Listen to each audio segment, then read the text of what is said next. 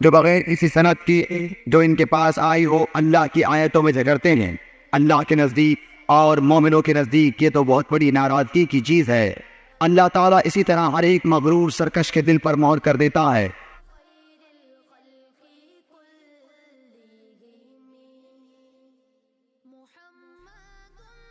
میں اپنے باپ دادوں کے دین کا پابند ہوں، یعنی ابراہیم اور اسحاق اور یعقوب کے دین کا۔ ہمیں ہرگز یہ سزاوار نہیں کہ ہم اللہ تعالیٰ کے ساتھ کسی کو بھی شریک کریں۔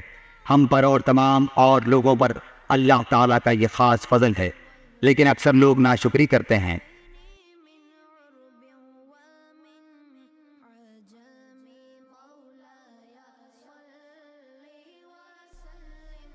وہ لوگ کشتی بنانے لگے، ان کی قوم کے جو سردار ان کے پاس سے گزرتے ہوئے ان کا مذاق اڑاتے۔